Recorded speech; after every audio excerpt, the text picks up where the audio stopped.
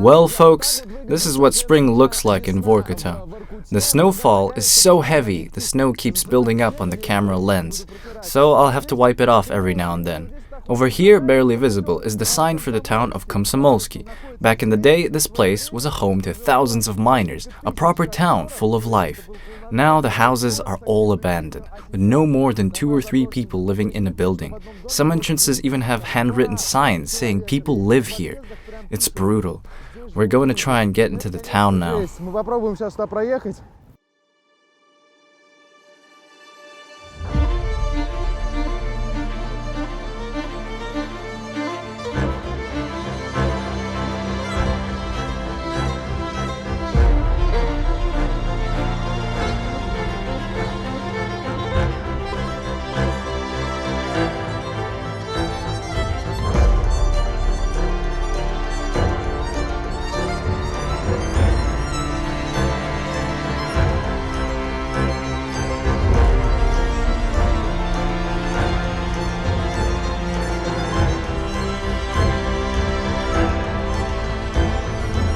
People, today I'm exploring the area north of the Arctic Circle, where abandoned settlements look like a set ready for another installment of Silent Hill to be filmed. You've got endless rows of disintegrating Cold War-era apartment blocks and dead silence on the streets, only broken by a random window slamming shut by the wind.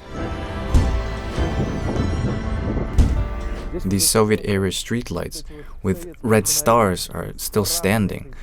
In the distance, there's a bus stop, half buried in a massive snowdrift. Literally frozen in time. Shattered windows, ripped out wooden frames, concrete panels with holes in them that look like they took artillery hits, no less. You'd think that no one could possibly live here, but as night falls, a few lights go on in some of these abandoned buildings. It's clear that this place died long ago, and yet suddenly you see someone's handwriting in chalk on an entrance saying, "People live here." Feels like I took a time machine to besiege Leningrad in World War II. People here put their apartments for sale for just 1 ruble. Quite seriously, it's not a typo, it's just 1 ruble. And even so, no one's buying because when you see where these apartments are. Let's see what it looks like inside. Look at all this ice, it's everywhere here. This place could have been a wildling settlement in the Game of Thrones, if they ever lived in paneled buildings. There's a relocation program for the locals, but the wait time is preposterous. It's literally decades. This year, I'm number 14,774 in the line. I did the math. I've got only 295 years to go.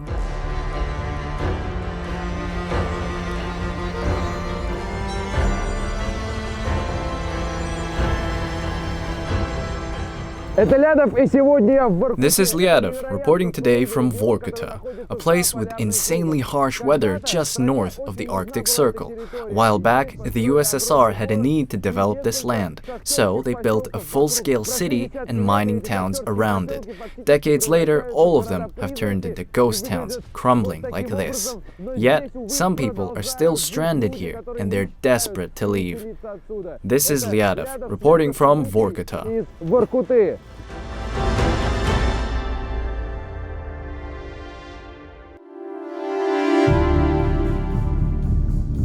Look, we haven't landed yet, and I can see a town from the plane. It's too small for Vorkuta, but still a town, right? A few streets, residential panel buildings, what looks like a school, and even a hospital, but not a single car.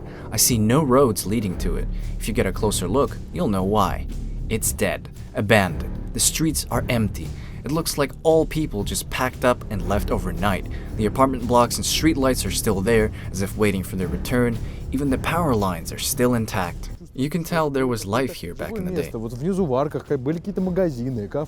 with some shops and cafes on the ground floor.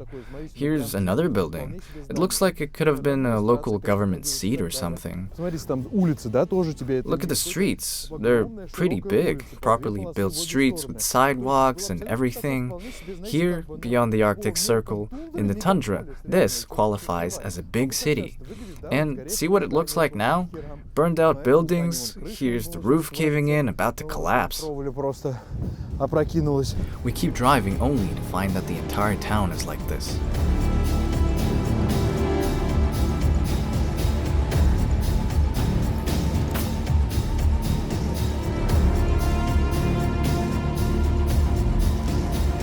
This was the local community center with a cinema.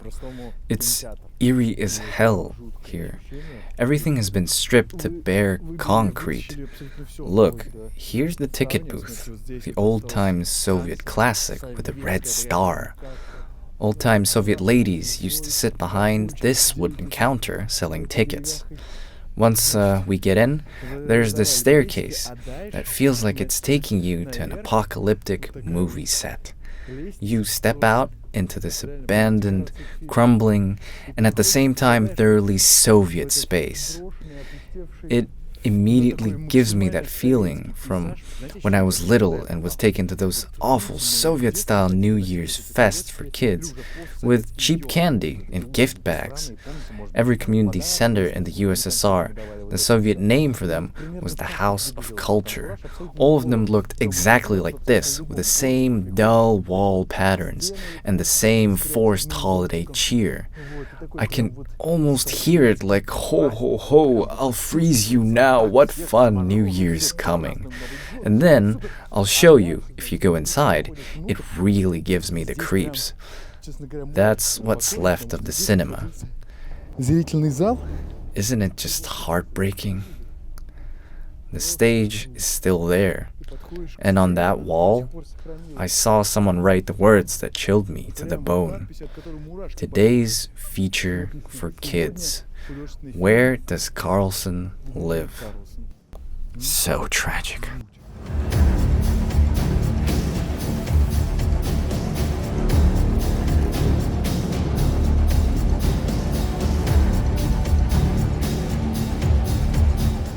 Walking around sends shivers down your spine. You keep wondering where you've ended up, inside Stalker or the Metro 2033 game where some monster might attack you.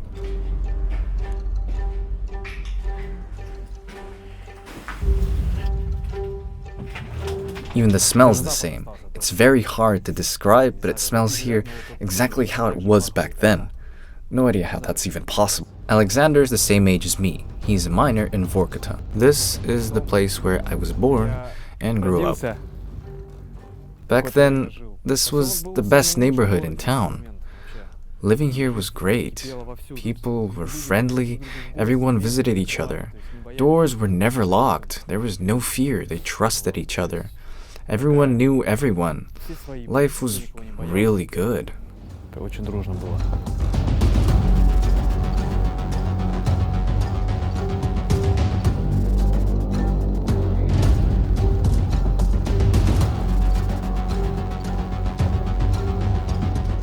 This town's name was Savetsky. Today, its entire population is one resident. And no, it's not Alexander. It's some mystery man. Construction began here in 1953, the year Stalin died, although the entire Vorkuta project started earlier, while the repressions were in full swing. The Vorkuta labor camp was among the worst in the USSR's infamous Gulag network. I'm going to report on it separately. They built these camps in the middle of this godforsaken snow desert because they found coal here. It wasn't just the regular type of coal people burn, but the rare type that can be used for metal casting. So, the Soviet regime launched an unprecedented coal development project. Thousands of prisoners, soldiers, and engineers were hauled here to build the city of Vorkuta in 15 satellite towns with mines and factories. They were planning to have a total of 300,000 people settle here, which is 6 times today's population. This was what Vorkuta looked like in the 1980s. And this is Vorkuta now.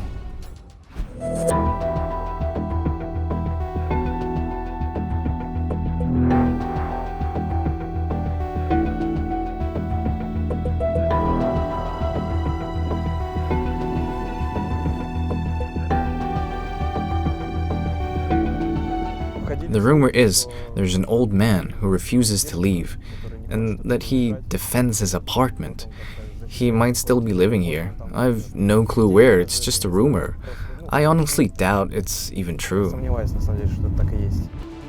Alexander and I have decided to go on a quest to find this mythical last resident.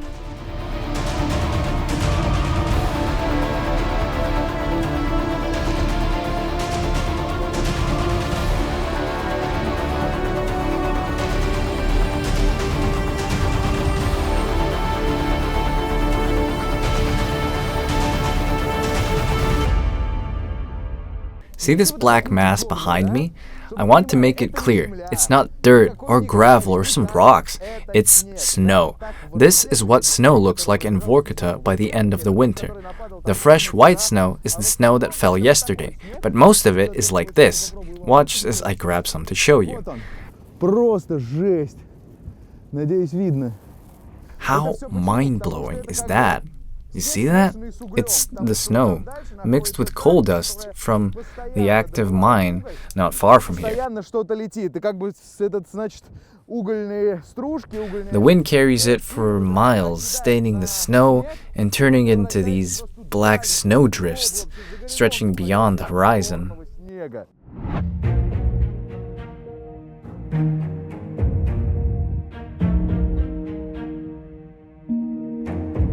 See this crack?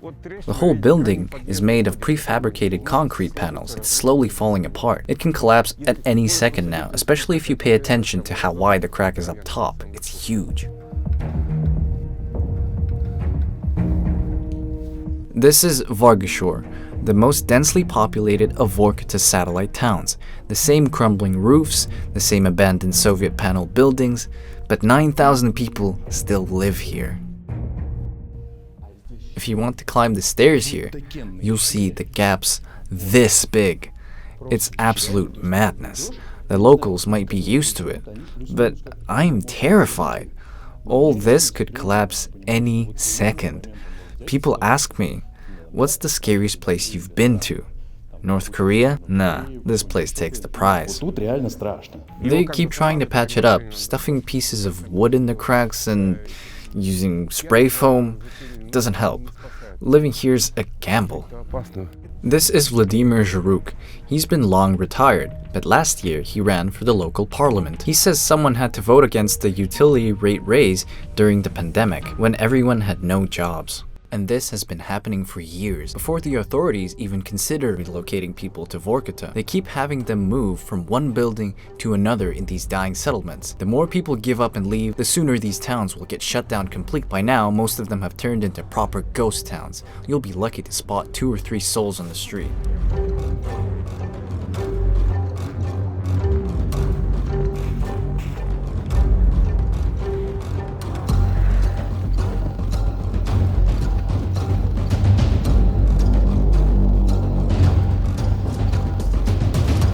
This isn't just an abandoned house or street, it's an entire abandoned town. All this and this and this and this is completely abandoned. And this building here looks like it survived an air raid. Shattered windows, busted entryways. It's clear that this place died long ago. And yet, suddenly, you see someone's handwriting in chalk on an entrance saying, "People live here." Feels like I took a time machine to the besieged Leningrad in World War II. See that window above the ground floor?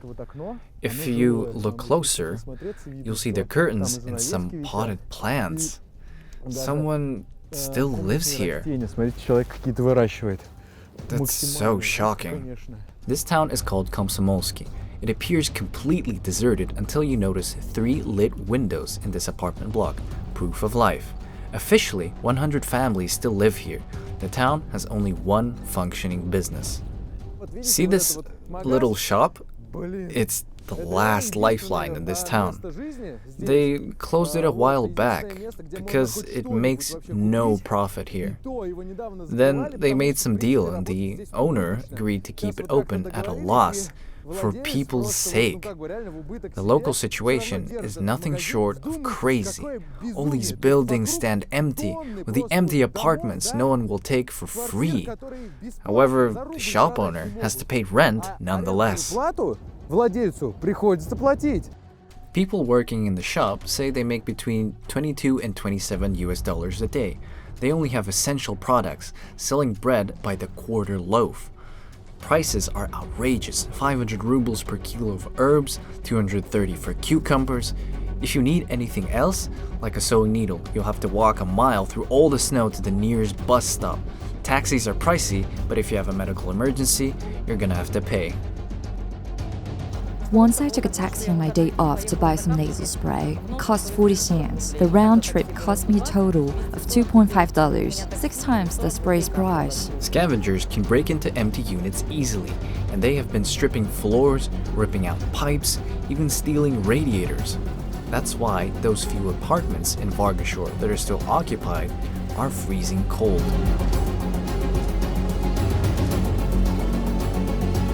That section is abandoned.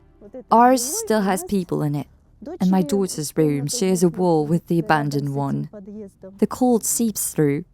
The wall is icy cold. She is always sick. The housing inspection came to take temperature and said the air temp was 22 degrees. But what about the floor? It's 5 degrees on the floor and we have to walk on it. Irina and her neighbors live in this house. They say the balcony that looks like it might fall off isn't even the worst part. The real nightmare is the abandoned section. Together, we find a way to get in. God, where else would you get to a death trap like this? Imagine, the housing office just recently swore that everything here was sealed tight and that no cold from this section could be bothering me. And here it is, the busted window, and the wind is blowing through it straight at our walls. You see, there's no flooring, no baseboards, and the cold wind gets through the cracks to our apartment. So it just lets the wind blast right through? Exactly, making the floor ice cold, 5 degrees. Right, no way to walk barefoot. You probably wear shoes indoors. We wear wool socks. We wear felt boots inside. We can keep meat on the floor. No need for a fridge. Seriously. Or soups. Just put them on the floor in the corner. We live in a fridge. Shortly after my report came out, news came that this building was being shut down, and the residents were to be relocated soon. But the question still remains, how bad will their next home be? As I found out, moving from one crumbling building to another isn't even the worst case scenario for the local residents. Remember that Vargashore panel building about to fall apart? Can you guess where the people are being relocated from there? Did they give you a decent apartment now? Well, sort of. Where, here in Vargashore? Right here, in the same building. First section. Wait, in the same building? Yes, same building. But it doesn't have a crack as big as that one, right? They swore it's perfectly safe. And relocating out of town wasn't an option? They offered a number of flats, but all in need of serious repairs.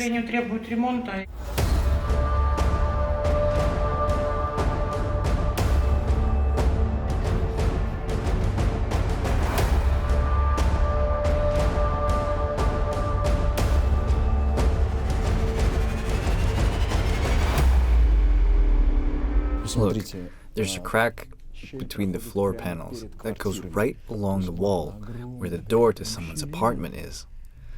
One good shake, and this whole section might fold like a house of cards. You don't need a physics degree to see the disaster coming with gaps like this between the panels. It's absolutely terrifying. In fact, some people were relocated here from buildings that are even worse. Meet Nadezhda. In her previous place, the joke was to run to a bomb shelter if the house was to start collapsing. We called our bathroom the bomb shelter because we've been told that it's got load-bearing walls that won't collapse no matter what, while all other prefabricated panels could simply fold like a house of cards. That's what we call these buildings.